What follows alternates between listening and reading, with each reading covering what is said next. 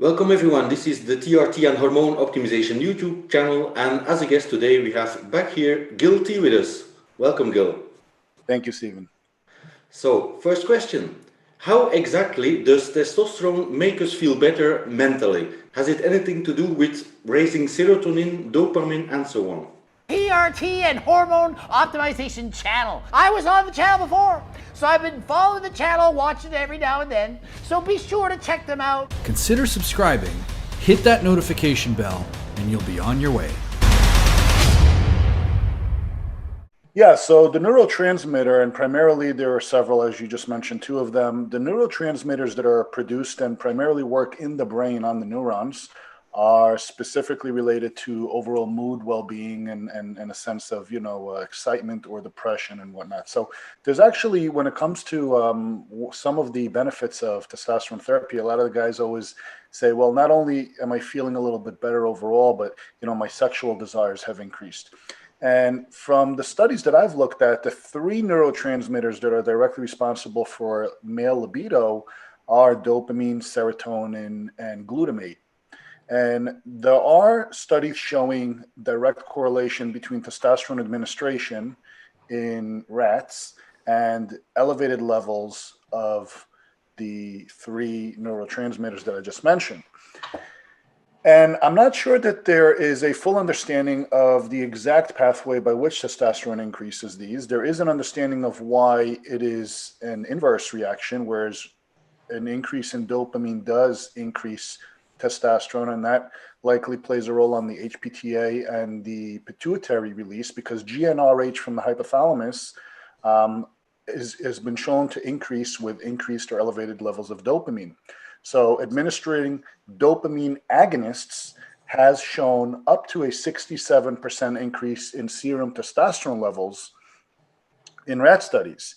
Now, that does not necessarily mean that an increase in testosterone will have that inverse effect, but it does, because when they did a study with rats that were castrated, and those rats showed significant loss in libido and a disinterest in any physical activity, they essentially became dormant.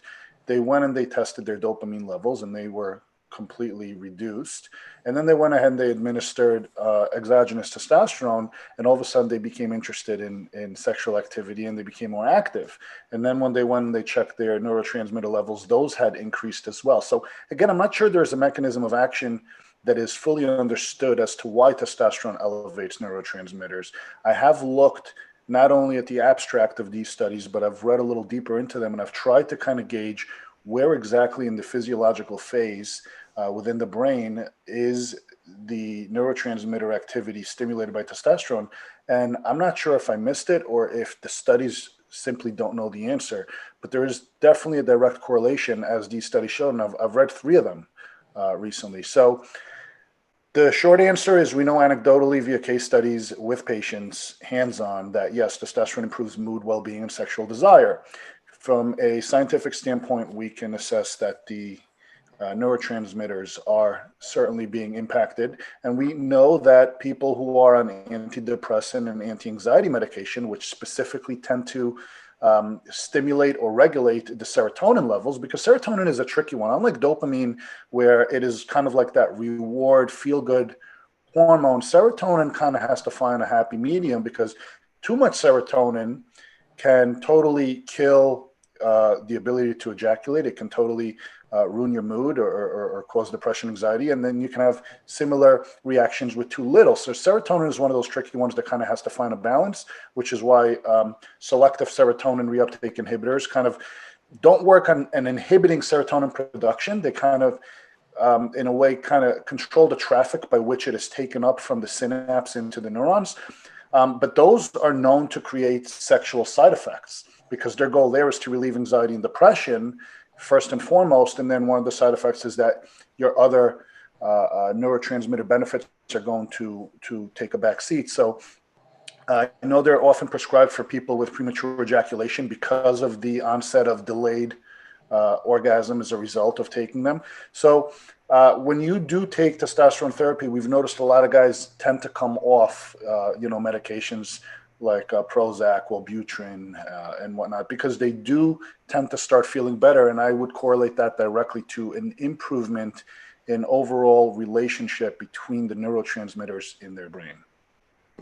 Okay, so testosterone could be considered as a natural antidepressant. In a sense, that would be a way, I guess you can put it. The problem is that, again, as with anything, we know that guys who take too much testosterone often report anxiety. And we know that if you look at teenagers, right, when they spike at puberty, male teenagers, right, adolescents who go through puberty, and then all of a sudden their testosterone spikes, oftentimes hit depression pretty damn hard, right? I mean, a lot of the suicidal thoughts and the mental issues that arise in adolescence usually comes around the time of puberty. Now, it could be confusion, it could be a rapid spike in various sex hormones, but oftentimes it is probably related to a drastic change. So the reason I hesitated in just saying yes to that is because it can be, if done correctly and cautiously. It could also go against you if it's done irresponsibly or too much. There is such thing as too much of a good thing as well, as we know. Sure, thanks. Alright guys, well, do this next. Click on one of these thumbnails to learn a ton more about TRT and hormone optimization. Thanks.